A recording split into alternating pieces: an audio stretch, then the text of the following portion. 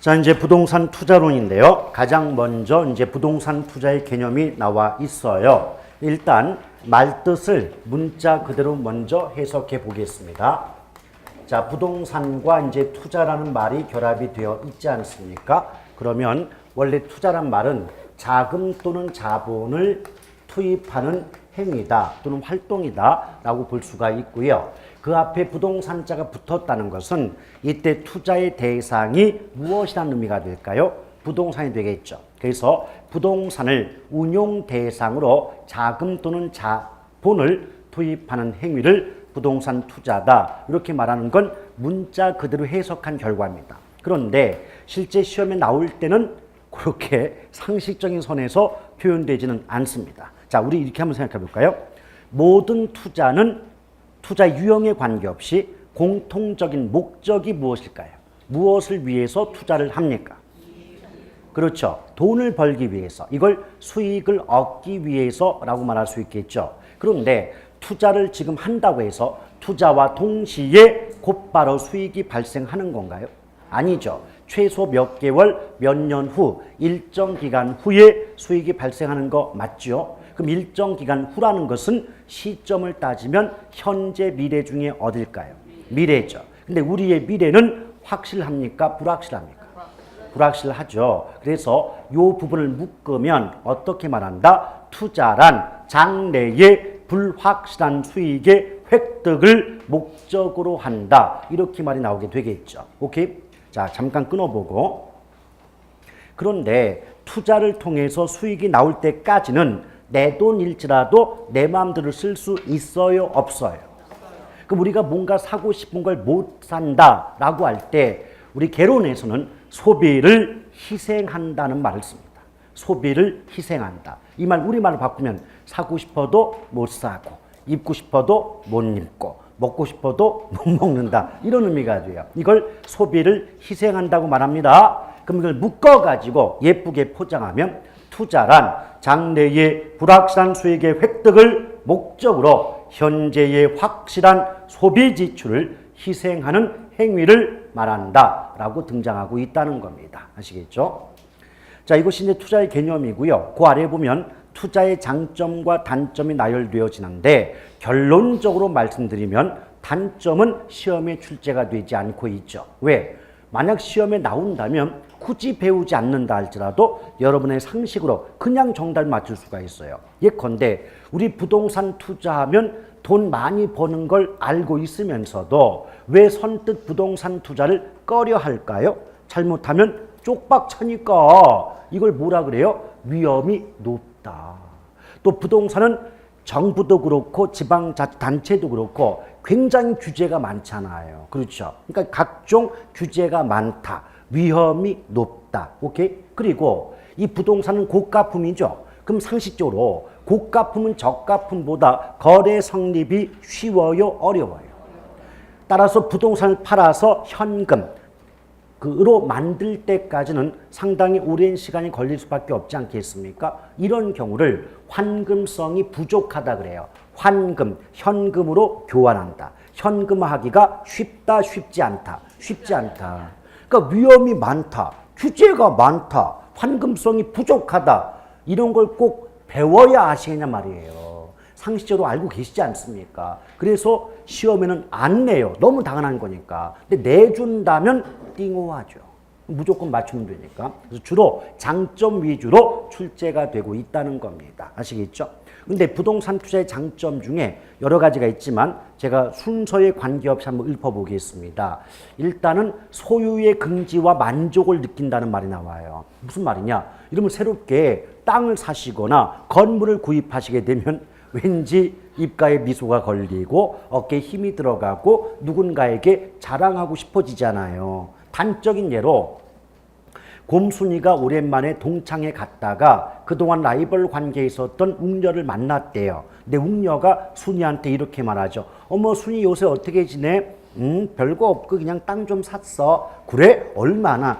별로 안 돼. 100만 평. 이러고 있다는 거죠. 이것이 이제 소유의 긍지와 만족이다라고 보시면 되겠고, 두 번째는 소득 이득과 자본 이득을 향유할 수 있다. 이런 말 나와요.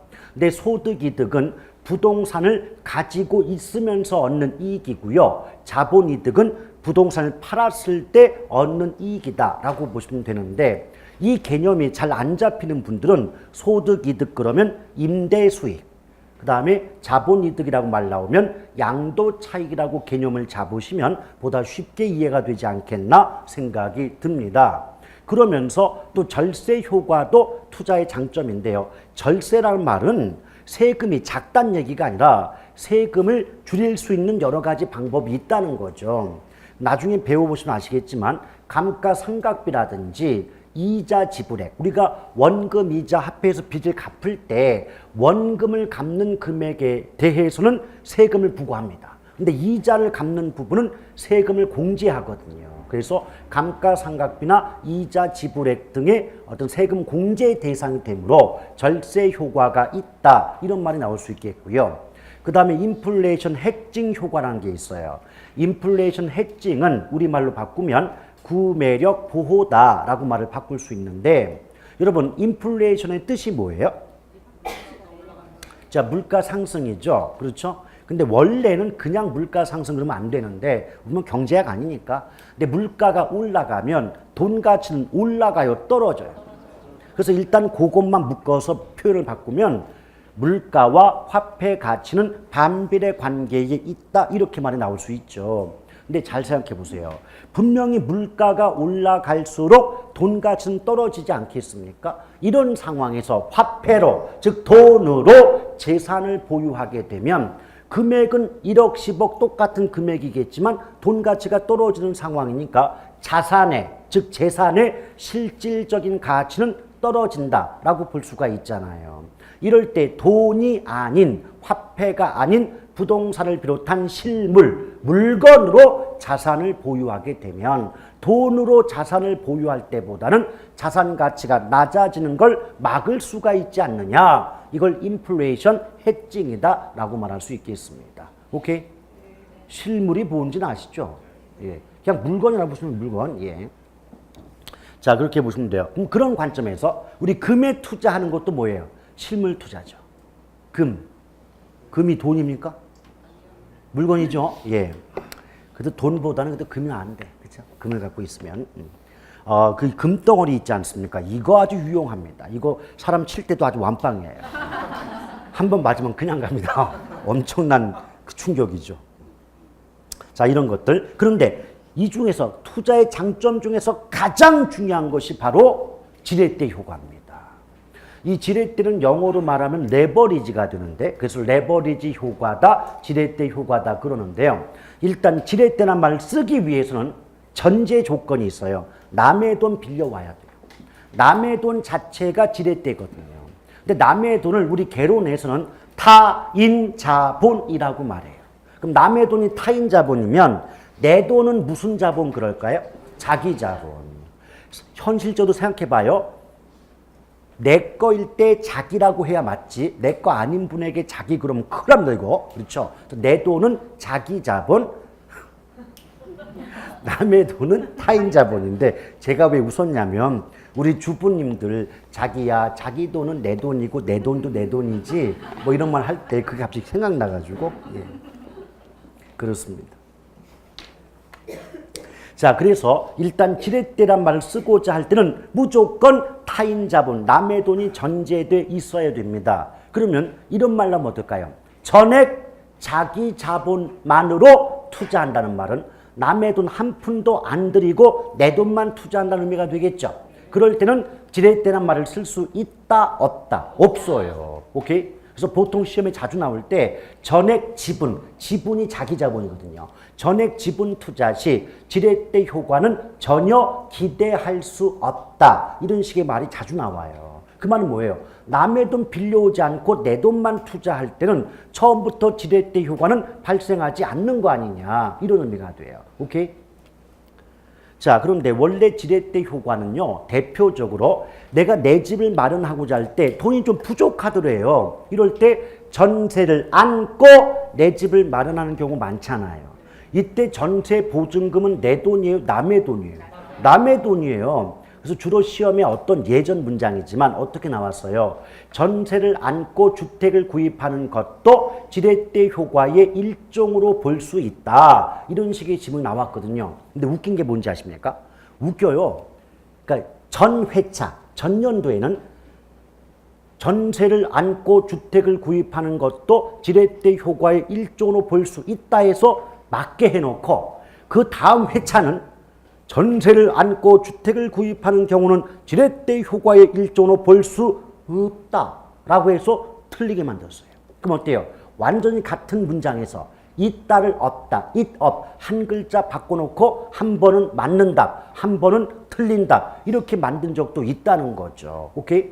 그래서 제가 자꾸 기출문제에 나오는 표현을 여러분에게 알려드리는 것은 문제 은행식이 아님에도 불구하고 한 번 나왔던 출제되었던 지문은 어떤 형태로든 다시 반복되는 경향이 있기 때문이에요. 그래서 그동안 나왔던 기출지문을 많이 알수록 보다 신속하고 정확한 답을 고를 가능성이 월등히 높아진다는 겁니다. 오케이? 그래서 제가 설명 한번 하고 입 아프지만 또 문장표는 바꿔주지 않습니까? 이거 자꾸 듣다 보면 나중에는 원래 그런가 보다 하면서 문제 쉽게 풀어요. 근데 그런 문장 안 듣다가 문장 보죠. 돌아버립니다, 진짜. 자, 돌아버린다고 그 표현은 좀 삭제해 주세요. 이 이미지가 고급인데 또 이 저급하면 안 되겠죠? 자, 그 다음에 근데 원래 지렛대 효과는 또다시 정의 지렛대, 부의 지렛대, 중립적 지렛대는 안 이어지는데 그와 관련된 구체적인 내용, 계산이 필요하거든요. 그런 계산 내용들은 우리 기본이나 또는 넓게 보면 심화 수업 때 가서 보셔도 늦지 않으니까요. 그게 신경 쓰지 않으셔도 상관이 없겠습니다. 그 다음에 오른쪽 아래를 내려오시면 제목이 뭐로 나와 있습니까? 투자의 위험과 수익이라고 나와 있죠. 양대 산맥이 투자의 양대 산맥이 위험과 수익이죠. 왜? 생각해 보세요. 투자 왜 한다? 수익 얻으려고. 근데 왜 못한다? 잘못하면 쪽박차니까. 그러니까 수익과 위험은 모든 투자의 양대 산맥이라고 볼 수 있는 거죠. 오케이? 근데 맨 처음에 이제 수익성 분석이 나와 있는데요. 일단 뒷장을 넘겨보세요. 벌써부터 공식이 나오는데 좀 부담이 되시죠? 일단 제목을 먼저 볼까요? 1번에 운영수지라는 말 나옵니까? 근데 그게 다른 말로 영업수지라고도 하고 가로 속에 보면 소득이득의 계산이라고 나와 있잖아요. 그러니까 운영수지, 영업수지는요. 부동산을 가지고 있으면서 얻는 수익의 계산이라고 보시면 되겠고 그 아래 2번에 보면 지분 복귀액 계산 나오죠. 이 부분은 지분 복귀액은 자본이득, 부동산을 팔았을 때 얻는 자본이득의 계산이다 라고 보시면 되겠습니다. 근데 이 제목이 좀 힘들잖아요. 자, 지금은 이 제목 잠깐만 설명을 하고 넘어가 볼게요. 지분 복귀액이죠. 그렇죠? 근데 복귀한다는 건 돌아간다의 뜻 아니겠습니까? 근데 여기서 지분이 뭐냐면 지분 투자자를 의미합니다. 나중에 기본서 받아보시면 아시겠지만 개론에서 투자자는요. 두 가지로 구분해요. 지분 투자자와 저당 투자자 두 가지 구분하는데 지분은 내 돈이에요. 그러니까 자기 돈을 갖고 투자하는 사람을 지분 투자자라고 하고 저당 투자자는 한마디로 은행입니다. 은행. 저당이란 말이 들어가면 대출의 뜻이거든요. 저당 대출 그러지 않습니까? 그렇죠? 그럼 봐봐요. 분명히 은행은요. 우리에게 돈을 빌려주면서 이자 수익을 얻어먹는 게 목적이겠지만 돈을 빌려준다는 관점에선 직접적인 아니라도 간접적인 망정 투자를 하는 셈이라고 말할 수 있지 않습니까? 오케이? 그래서 저당 투자자는 은행이 되고 또는 금융기관이 되는 거고 지분 투자자는 우리가 말하는 투자자에 해당이 되는 거죠. 오케이? 그럼 예컨대 어떤 건물을 샀다가 얼마를 받고 팔아서 남는 이익은 투자자에게 돌아가는 이익 아니냐. 이런 관점에서 지분 복귀액 이렇게 말하는 거죠. 이때 투자자는 개론에서 뭐라 그런다고요? 지분 투자자. 그럼 지분 투자자에게 복귀, 돌아가는 금액은 우리가 아는 말로 바꾸면 투자자가 투자한 물건 팔아서 남는 이익, 투자자에게 돌아가는 남는 이익을 뭐라 그래요? 지분 복귀액 이렇게 말할 뿐인 거예요. 오케이? 근데 이런 표현들도요, 몇 번 반복하다 보면 원래 그런 표현인 것처럼 느껴집니다. 그래서 영업수지 또는 운영수지는 소득이득, 지분 복귀액은 자본이득, 즉 처분소득이라고 보시면 될 거예요. 근데 어쩔 수가 없는 게 이 공식은 무조건 다 외워야 되는 공식이에요. 물론 2번에 지분 복귀액 계산은 그리 자주 나오는 표현은 아니지만 1번에 운영수지 계산 공식은 거의 절대적이며 무조건적으로 암기할 필요가 있는 공식입니다. 근데 걔는요, 앞글 잘 따볼까요? 가, 공, 기, 유, 영순부까지 하고, 근데 거기가, 그게 연간 원리금 상환액 가로 열고 부채 서비스에 그랬잖아요. 그러니까 부에 동그라미 치시면 돼요. 그 다음에 세전에 동그라미 치시고 세에 동그라미, 마지막에는 세후에 동그라미를 치시면 돼요. 그럼 이렇게 동그라미 친 걸로 암기법을 할 수가 있는 겁니다. 그래서 영업수지 계산은 가공기후 영순부 세전세 세후라고 기억하시면 돼요. 가공기후 영순부 세전세 세후. 근데 지금은 이제 공식의 암기보다는 이 말의 뜻이 무엇인가를 알려드리고자 합니다. 근데 가능총소득이 뭐냐? 여러분, 분명히 제가 영업수지는 소득이득이고 소득이득은 부동산 가지고 있으면서 얻는 이익이다 라고 했죠.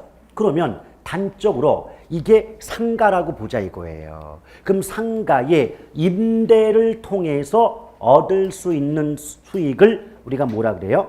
소득이득이다 라고 보시면 돼요. 근데 만약에 어떤 상가에 10개의 점포가 있고 점포당 임대료가 100만 원이라면 그 10개의 점포가 모두 공실 없이 비어있지 않고 100% 임대가 다 된다고 가정해 보면 10 곱하기 100만 원 하면 소득이 얼마가 돼요? 1000만 원이죠. 그걸 가능총소득이라고 말합니다. 오케이? 그러니까 공실 없이 100% 임대가 되었을 때 임대를 통해서 얻을 수는 최대한의 소득을 가능총소득 이렇게 표현할 수가 있죠. 오케이?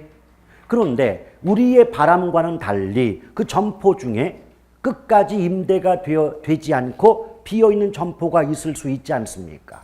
오케이? 그럼 예컨대 10개의 점포 중에 하나의 점포가 임대가 되지 않고 비어있다면 공실률은 10%죠. 공실률은 10%죠. 근데 금액으로 따지면 1000만 원 중에 10%인 100만 원이 들어오지 않는 상황 아닙니까? 그게 공실입니다. 공실. 정식 명칭은 공실 손실 상당액이라고 말합니다. 그 다음에 불량부채라고 하는 건 뭐냐면 임대는 됐어요. 임대는 됐는데 임차인이 월세를 내지 않고 토낀 경우. 이게 불량부채입니다. 오케이? 그러니까 공실 및 불량부채라고 압축하는데 공실과 불량부채의 차이점은 공실은 처음부터 임대조차 되지 않아서 임대 수익이 들어오지 않는다는 뜻이고 불량부채는 임대는 되었으나 임대료가 들어오지 않는 경우를 의미한다라고 보시면 되겠습니다. 오케이? 그 또 하나, 지금 이게 앞에 마이너스가 붙었잖아요. 뺀다 그랬잖아요. 빼는 값 맞죠? 근데 이때 빼는 값은요, 내 주머니에서 실제로 돈이 나간다의 뜻이 아니라 들어올 것이 안 들어온다는 의미예요, 이게. 아시겠습니까? 그리고 그 불량부채를 나중에 다시 말씀드리겠지만 다른 출제자들은 회수 불가능한 임대 수입이다 이렇게 말을 바꾸는 경우도 있어요. 여러분 생각해 보세요. 오죽하면 월세를 내지 못하고 토꼈겠습니까? 그럼 그 사람 잡아봤자 월세 나온다 안 나온다? 안 나와요. 그래서 회수 불가능한 임대 수입 이렇게 바꿔내는 경우도 있다는 거죠. 오케이? 거기서 뺐고 이제 기타 소득을 더한다 그랬죠. 기타 소득해도 되고 기타 수입이라고 해도 되는데 이 기타의 뜻이 뭐냐면 임대 자체로부터 얻어지는 수입이 아니다 그 말이에요. 예컨대 우리 상가 이런 데 가보면 각 층마다 자판기 있잖아요. 그 목이 마르거나 뭐 커피 한 잔 빼먹고 싶으면 딸랑딸랑 해가지고 빼먹지 않습니까? 그런 자판기 수입이라든지 또 옥상에 보면 광고판 수입도 있겠죠. 광고판 아시죠? 광고판 수입이라든지 주차장 한 시간만 뭐 주차 몇 천 원씩 받아가지 않습니까? 그럼 주차장 수입이나 자판기 수입이나 광고판 수입은 임대 자체로부터 얻어지는 수입은 아니잖아요. 오케이? 뭔 말인지 알아요? 임대 자체로부터 얻어지는 수입은 임대료 수입이고 그걸 제외한 나머지 수입은 수입이 돼 임대 자체로부터 얻게 되는 수입이 아니니까 기타라는 말을 붙이는 겁니다. 아시겠어요? 자, 그러면 뺄 거 빼고 더할 거 더해서 실제로 얻을 수 있는 최대한의 소득을 유효 총소득 또는 유효 조소득 그래요. 그러니까 조소득과 총소득은 같은 말이니까 조총. 아시겠죠? 조총은 같은 말이에요. 근데 조소득할 때 조라는 말은 일본식 표현이고요. 총이란 말은 미국식 표현입니다. 그러니까 이게 왜 혼용되냐면 초창기에는 일본 학파가 대세여서 전부 문장 속에 조소득 그랬거든요.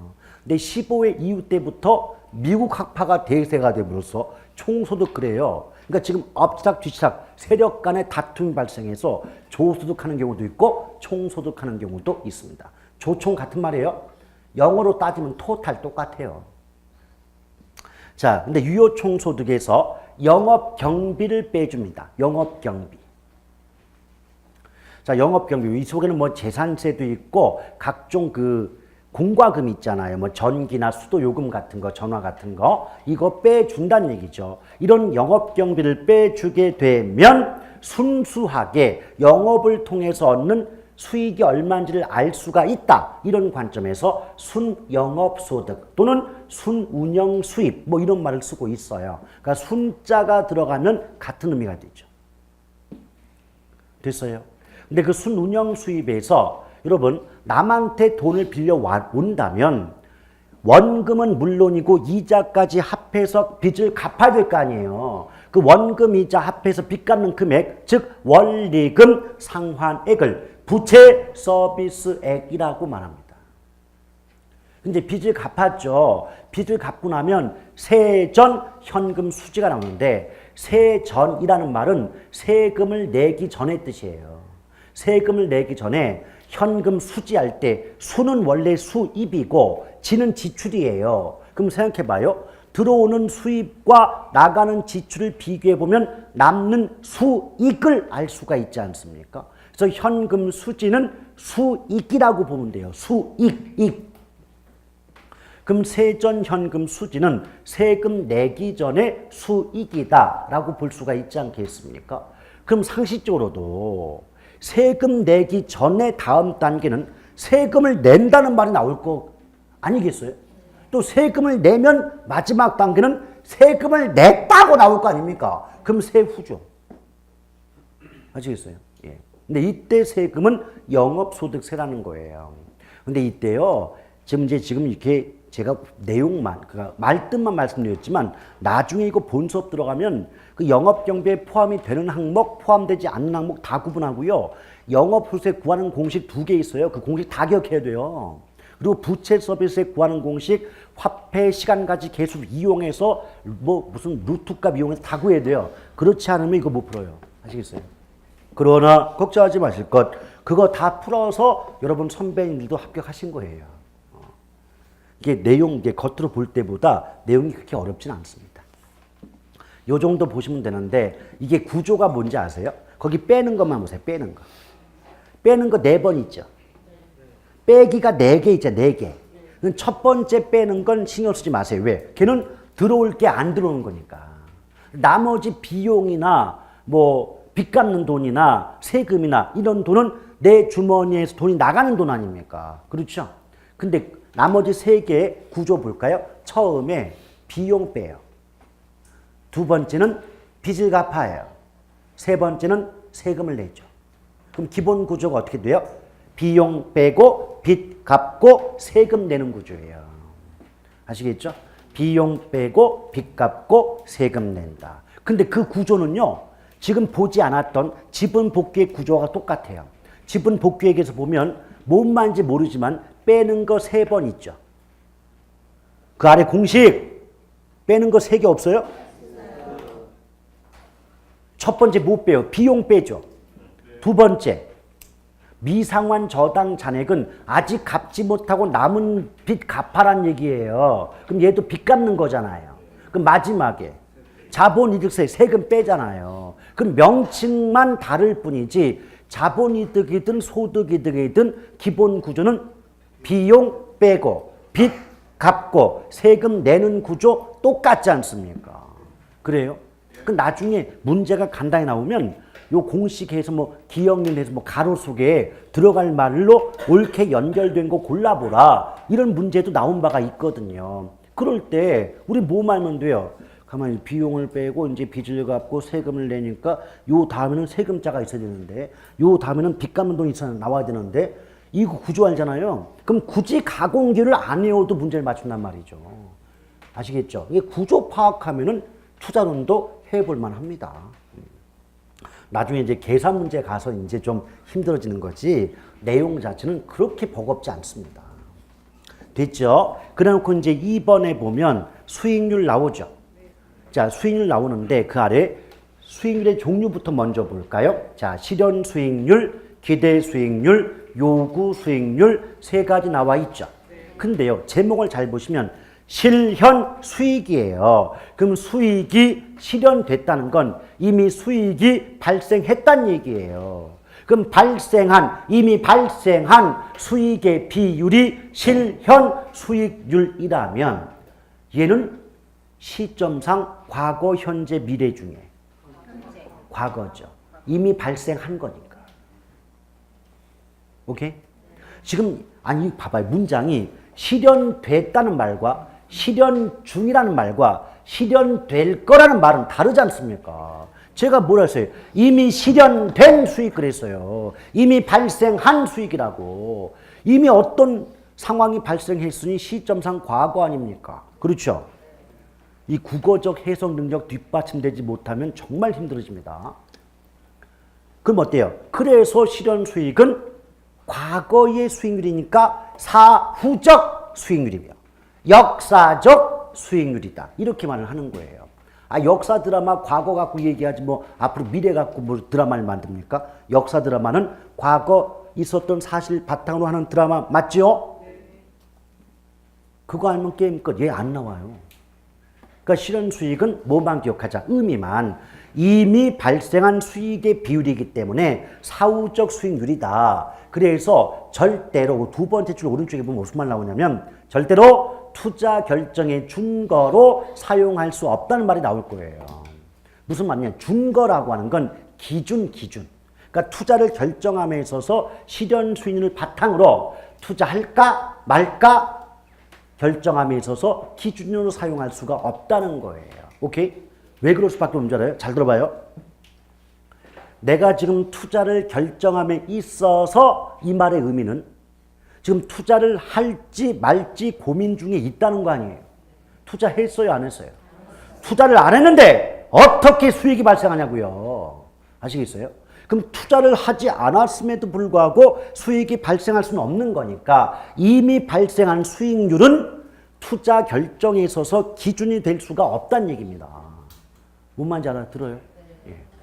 그러면 남는 게 뭐밖에 없어요? 기대와 요구밖에 없잖아요. 그래서 이 말 뜻이 아직 뭔지는 모르지만 항상 문장은 어떻게 나온다? 기대 수익률과 요구 수익률을 상호 비교하여 투자 유무, 투자할지 말지를 판단한다, 결정하게 된다. 이렇게만 문장이 나오는 거예요. 오케이?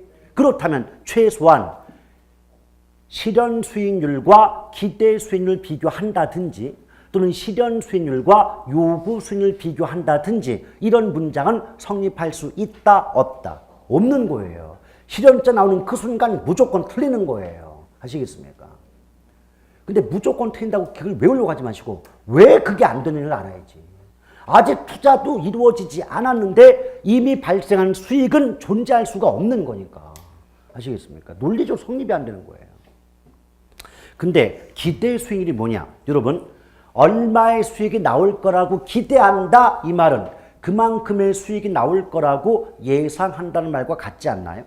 그렇죠. 그래서 기대 수익은 이미 발생한 수익의 비율이 아니라 얼마의 수익이 나올 거라고 예상되는 수익이기 때문에 예상 수익률이고 사전적 수익률이며 투자 대상 내부로부터 예상이 된다는 측면에서 내부 수익률이라고도 말해요. 근데 이게 뭐냐면 그 알고 보면 참 허무한데 자 여기 A라는 건물이 있어요. A라는 건물이 있다. 이건 이제 투자의 대상이 된다는 점에서 우리 개론에서는 투자의 대상 부동산 이렇게 말을 해요. 근데 여기 곰돌이가 있대요. 그러니까 곰돌이는 투자자. 그럼 만약에 투자자 곰돌이가 이 건물에 투자를 하게 되면 이 건물로부터 10%의 수익이 나올 걸로 예상이 되더래요. 그러면 이 10%의 수익률은 투자자인 곰돌이가 원하는 수익률입니까? 아니면 투자 대상 부동산인 A라는 건물로부터 예상되는 수익률입니까? 전자, 후자. 후자. 조금만 문장 길면 좀 헤매요. 곰돌이가 원한 수익이 아니고 투자 대상 내부로부터 발생할 것으로 예상되는 수익 맞죠? 오케이? 그래서 내부 수익률이에요, 얘가. 투자 대상 건물 내부로부터 예상이 되지 않느냐. 또 아직 발생한 것이 아니니까 사전적이다. 예상 수익률이다. 이렇게 말이 나오는 거죠. 오케이? 뭔 말인지 알아요? 이게 기대 수익률이에요. 근데 만약에 투자자 곰돌이가 나는 15% 이상 나오면 투자할래 라고 마음을 먹었대요. 그럼 이때 15%는 누구 입장에서 원하는 수익이에요? 아니, 그러니까 그 곰돌이가 누구냐고. 예, 곰돌이가 투자자예요. 그럼 이때 15%는요, 투자자 입장에서 원하는, 요구하는 수익률이라는 점에서 요구 수익인 거예요. 근데 10%는 투자자 입장이 아니라 투자 대상 부동산 내부로부터 예상이 되는 수익률이라는 점에서 기대 수익률이라고 하는 거고요. 아시겠죠? 그래서 앞으로 요구 수익률자가 나오면 요구라는 말 앞에는 투자자라는 말이 생략돼 있다고 보시면 돼요. 그러면 혼란이 없단 말입니다. 그런데 이 상황을 가지고 제가 다시 한번 말씀드려 볼 테니까 칠판 잘 보세요.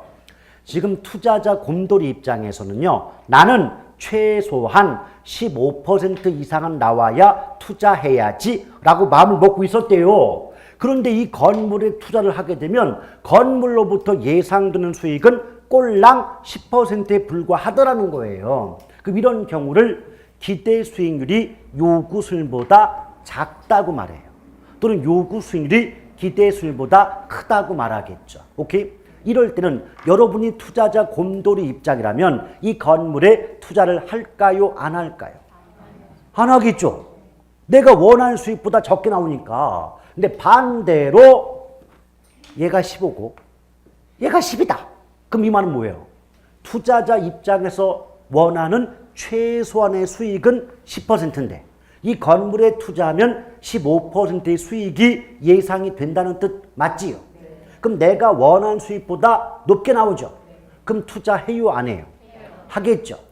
그럼 일단은 지금 기대와 요구 수익을 비교하여 투자할지 안 할지를 결정하지 않습니까? 그럼 첫 번째 문장, 기대 수익률과 요구 수익률을 상호 비교하여 투자 여부를 판단한다. 투자 유무를 결정한다. 말 되죠? 두 번째는 기대 수익률이 요구 수익률보다 작은 경우에는 투자를 기각하며 하지 않으며 기대 수익률이 요구 수익률보다 큰 경우에는 투자를 채택한다. 투자한다. 그게 그렇게 어려워요? 아시겠어요? 그러니까 말 뜻을 정확히 모르니까 헤매는 겁니다, 여러분. 제가 여러분이 어떤 걸 안다. 그 경지는 그냥 아는 경지가 아니라 새벽 3시에 잠 깨워서 풀라고 해도 곧바로 답이 나와야 그게 아는 거예요. 아시겠어요? 뭐 일반적인 정상적인 조건 해놓고 문제 풀어. 그거 맞춘다고 하는 거 아니에요. 아시겠어요? 어떤 악조건에서도 곧바로 답이 나와야 그게 하는 겁니다. 제가 원하는 경제는 그렇습니다. 자, 그런데 예쁘게 포장해봐요. 그럼 어차피 요구 수익은 누가 요구한다? 투자자가 원하는 수익률이 요구 수익 맞죠? 개념은 그거라니까요. 근데 문장에 그 나온다 안 나온다? 표현은 그게 나온다 안 나온다? 안 나와요. 그렇게 안 나와요. 어떻게 나올까요? 요구 수익률이란 투자자가 투자를 결정함에 있어서 반드시 충족되어야 할 최소한의 수익률을 의미한다. 이렇게 나와요. 근데 최소한의 수익률이죠. 그럼 결국 우리말로 하면 나는 최소한 얼마 이상은 나와야 투자할 거야. 이게 요구 수익률이죠. 아, 그 최소를 맨날 문제에서 최대라고 바꿔가지고 틀리는 거 아닙니까? 오케이? 그런데 저는 그렇게 생각합니다. 만약 그걸 몰랐다, 만 배운 적 없다 라고 해도 그 문제는 틀릴 수가 없어요. 왜? 투자자 입장에서 최대한 수익이 어디 있어? 타다익선이지. 그렇잖아요. 아, 여기서 20%, 30%, 100%, 2000%, 10만 %를 더 좋지. 최대가 어디 있어요? 최대가. 상식적으로 말이 되는 얘기냐고. 오케이? 그런데 많은 분들은 개념을 잡은 게 아니고 문장을 외웠으니까 한 글자 차이 아니까 최소인데 최대 한 글자만 바뀐 거 아니에요? 그러면 어떻게 돼요? 이게 맞나? 틀리나? 이러고 있단 말이에요. 상식적으로 그게 말이 안 되지 않습니까? 그러니까 그런 걸 틀린다는 건 너무 이건 이론이야, 학문이야. 그래서 거기 어떤 교과서나 시험지에 나오는 그 표현에 너무 매몰되어 있는 거예요. 자유로워지세요. 자유로운 영혼이 돼 있어요. 해석은 여러분들이 하시는 거예요, 여러분들이. 아시겠습니까? 그 표현에 연연하지 마세요. 그러니까 최소한의 수익률인데 봐봐요. 제가 좀 전에 뭐라고 했죠? 투자자 입장에서 투자를 결정함에 있어서 반드시 충족되어야 할 최소한의 수익률 그랬죠. 반드시 충족되어야 하니까 필수 수익률이며 투자자가 최소한 이 정도는 나와야 된다고 목표를 정했으니까 목표 수익률이며 이미 발생한 수익이 아니니 사전적 수익률이며 아시겠습니까? 뜻을 알면 그런 거 안 해도 돼요. 왜? 아, 그래. 반드시 충족돼야 하니까 필수적이겠구나. 그럼 투자자는 이걸 요 기준점 잡아서 투자할지 말지를 결정할 테니까 목표로 정했구나. 그 목표 수익이고. 이미 발생한 거 아니니까 사전적이구나. 그게 똑똑똑 연결돼야지. 그걸 다 달달달 외우고 있습니까? 아시겠죠? 제가 지금 입이 배워서 제가 십몇 년 이거 강의하다 보니까 외우지 말아라. 이게 배웠어요, 입에. 그러니까 앞으로 제가 계속 그런 말 하면 난 안 외우는데 왜 자꾸 저런 말 하지 그러지 마시고 입버릇이 원래 저래 하고 생각하세요. 왜? 답답해서 그래요, 제 입장에선. 암기 과목이 아닌 걸 암기하고 있다 보니까 너무 고통스러워한단 말입니다. 그리고 그 노력에 비해서 결과가 안 좋고 그게 화병이 생겨가지고 입에 뱉어요, 제가 암기하지 말라는 말이. 근데 저는 예측합니다. 이럼에도 불구하고 3월 달쯤 가면 또 외우고 있습니다. 그리고 이 방법이 너무 복잡하다, 어렵다는 느낌 때문에 외우는 방법을 강의하는 선생님 수업을 또 들어갈 겁니다. 전 분명히 예측합니다. 그러면 내년에 다시 이 자리에 와 있습니다. 그게 그렇게 해서 될 것 같으면 누가 이 시험이 어렵다고 합니까?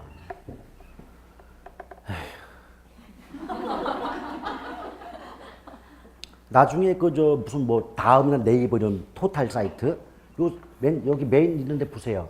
21일 중개사 합격 비법 이런 생뻥이 있나 이게. 그런데도 여기 잘 돼요. 장사 잘 돼가지고 맨날 돈 벌어 다녀요. 그게 무슨 말이냐? 이걸 믿고 들어가는 사람들이 있으니까. 21일이면 몇 주에? 3주? 3주에 갖고 이 시험 합격 같으면 여러분들은 왜 왔는데 도대체? 그렇지 않습니까? 그런데 돼요. 그거 간다고 그거. 가면서 그러니까 뭐냐? 너무 쉽게 뭔가를 얻으려고 하는 거예요. 너무 쉽게. 여러분들 충분히 어떤 이 시험 공부하시기 전까지만 하더라도 특정 분야에서 전문가로서 대접을 받으시고 또 그 분야에 어떤 탑들 아니셨습니까? 이런 분들이 현하게 공부만 들어오시면 그 귀가 팔랑귀가 돼가지고 뭔가 쉬운 것만 찾아다녀요. 전 그게 정말 안타까움을 넘어서 분노가 발생합니다. 무슨 말이냐? 저렇게 하면 분명히 안 되는데 왜 저렇게 할까? 여러분들 절대 쉬운 길은 없어요. 정석대로 가십시오. 그래서 제가 이 말씀은 기초 수업 때까지만 드립니다. 기본일 때는 시간이 부족해서 그런 말도 못 드려요. 하는데 안타까워서 그래요. 왜 그렇게 하시느냐. 근데 어쩌다가 이제 한 3년쯤 지나서 3년쯤 공부하시잖아요. 한 번 아주 쉽게 나올 때가 있습니다. 그래서 그동안 쌓인 내공이 있으니까 그 쉬운 거 한 번 밟고 합격하시는 경우는 덜어 있어요. 그거는 최소 3년은 지나야 돼요. 이게 주기, 출제 주기가 그렇단 말입니다. 그래서 이렇게 한 1, 2, 3회차가 나오면 쉽고, 어렵고, 제대 말년 쉽고. 오케이? 딱딱 되는데, 요때 통과 못 했어. 요때는 당연히 통과 안 돼. 3년째 가야 쉽게 될 때 통과하는 겁니다. 이게 군대하고 똑같아요, 군대하고. 군대 다녀오신 분들 알잖아요. 제대 말년쯤 되면은 모든 게 다 용서가 되고, 그래, 먹고 가라 하면서 던져주지 않습니까? 그런 문제 나올 때 합격하신 분이 꼭 그런 말 해요. 몇 개월, 나는 몇 달 만에 합격했다? 뭐 이런 식으로. 웃기고 있네, 씨. 절대 몇 달 만에 안 됩니다. 어쨌든 이게 요구 수익인데요. 근데 요구 수익도 원래 이게 어떻게 구성되는 게 나와요. 근데 요구 수익 원래 무위험률에다가 위험률, 보통 이제 할증자를 붙여가지고 위험 할증 이렇게 쓰는 경우가 있고, 피셔라는 사람이 있어요. 피셔 효과라고 하는데, 피셔라는 학자가 여기에 앞으로 예상이 되는 물가 상승까지 합해야 되지 않니? 라고 주장을 했기 때문에 보통 피셔 효과 그러면 요구 수익률은 무위험률 더하기 위험 할증률 더하기 예상 인플레율이다. 이렇게 말이 나오기도 합니다. 이건 그냥 나중에 저절로 익혀져요. 근데 봐봐요. 이게 정식 명칭이 무위험 수익률이지만 보통 수익자를 빼고 무위험률 그래요. 해석해봐요. 위험이 있다 없다. 그럼 위험 없이 얻을 수 있는 수익률이 무위험 수익률인데 줄여서 무위험률이라고 한다고요. 근데 무위험률의 가장 대표가 뭐냐? 정기예금 이자율. 정기예금. 여러분이 뭐 2억이고 뭐 10억이고 정기에 묶어놨다. 물론 그럴 리는 없겠지만 10억을 미쳤다고 은행에 넣어놔요? 이 운영을 해야지. 자, 그런데 넣어놨다. 그럼 어때요? 내가 3년 만기 5%의 이자율로 계약을 했다면 시장 상황이 어떻게 변할지라도 3년이라는 기간 지나면 처음에 약속했던 5%의 이자 수입 얻을 수 있죠. 위험 없이. 그게 무위험률이에요. 오케이? 그런데 모든 투자는 위험이 있을 거 아니에요. 투자자 입장에서 내가 얼마만큼의 위험을 무릅쓰면 그 위험에 대한 대가를 보장해 줘라 하는 게 위험률이에요. 아시겠습니까? 오케이? 자, 그러면 어떤 투자와 관련된 위험이 커짐에 따라 그 위험 대가인 위험률이 커질까요? 줄어들까요? 커져요. 커져요. 예. 커지게 되면 요 부분이 커지면 요걸 합한 값인 요구 수익 값도 커지게 되겠죠. 이거 더하기 이게 얘입니다. 요구 수익이에요. 그럼 위험 대가인 위험률이 커지면 더한 값이 많아지니까 요구 수익 값도 커진다라고 볼 수 있잖아요. 그렇죠? 근데 이걸 가지고 문장이 어떻게 나오냐면 요 가운데 없다고 보고 위험이 커짐에 따라 요구하는 수익도 커지죠. 그럼 같은 방향 반대 방향. 비례 반비례. 그럼 합하면 위험과 수익은 비례 관계에 있음이 일반적이다. 이걸 다르게 바꾸면 위험과 수익의 상쇄 관계다라고 말해요. 근데 상쇄한다는 게 뭐냐면 우리말로 쓰면 퉁친다. 퉁친다. 무슨 말이냐면 투자자 입장에선 위험이 높아지는 거 좋아요, 싫어요?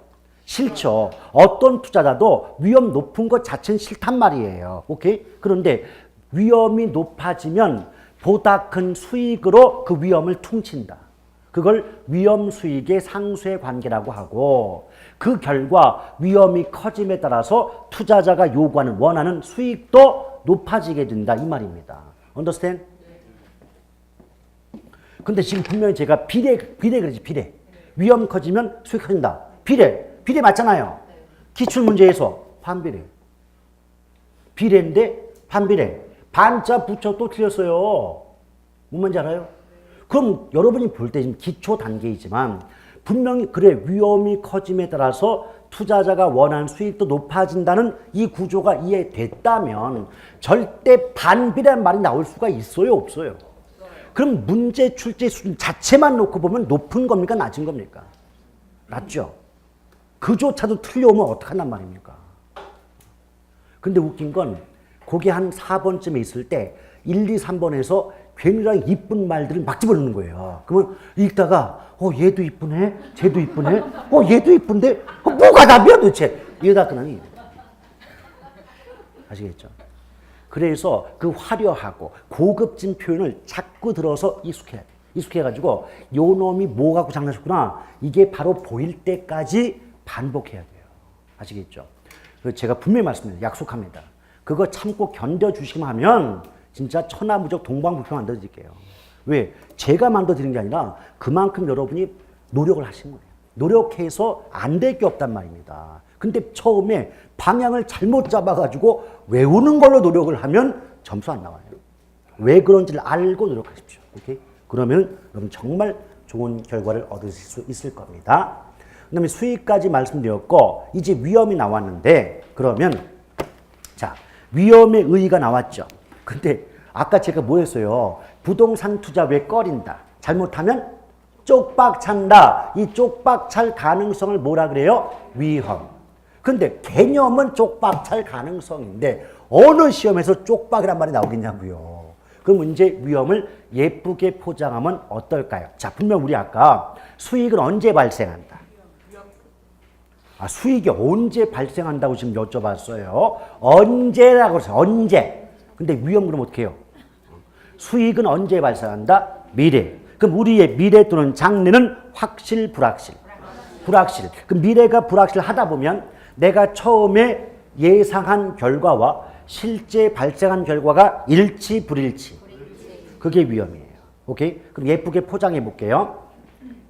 장래의 불확실성으로 인하여 예상한 결과 또는 수익률과 실제 발생한 결과 또는 수익률이 일치하지 않을 가능성을 위험이라 한다. 맞습니까? 근데 압축하면 핵심은 뭐예요? 예상한 것과 실제 발생한 것이 일치하지 않을 때 우리는 뭐라고 한다? 위험. 왜? 우리 이런 경우 있잖아요. 여기 이제 푸가 있는데 푸가 A라는 상가에 투자를 하면서 푸 입장에선 이 상가에 투자하면 10%의 수익은 나올 거라고 예상을 했대요. 그럼 이게 예상 수익 맞죠? 다른 말로 기대 수익률. 오케이? 그런데 나중에 막상 뚜껑을 열어봤더니 실제로 발생한 수익은 5%에 불과하다는 거죠. 그럼 예상한 수익률과 실제 발생한 수익률이 일치하지 않죠. 이걸 뭐라고 한다고요? 위험이다. 아시겠죠? 오케이? 그럼 이때는 어때요? 내가 10%의 수익을 예상하고 투자한 결과 실제로 수익이 20%가 나오는 경우라면 위험이다, 아니다? 위험이다. 우리 이론이에요. 학문이에요, 학문. 이론적으로는 예상한 것과 실제 발생한 것이 일치하지 않으면 더 적게 나오든 많이 나오든 위험입니다. 아시겠어요? 그러나 걱정하지 마실 것. 요렇게 냈다가는 우리 수험생들에게 돌팔매를 맞기 때문에 이렇게는 안 내니까 다행입니다. 오케이? 그러니까 무조건 예상한 것보다 실제 발생한 수익이 일치하지 않으면 위험인 거예요. 오케이? 자, 여기까지 보고 나머지 내용은 다음 주로 이어가도록 하겠습니다. 자, 오늘도 대단히 수고하셨습니다. 고맙습니다.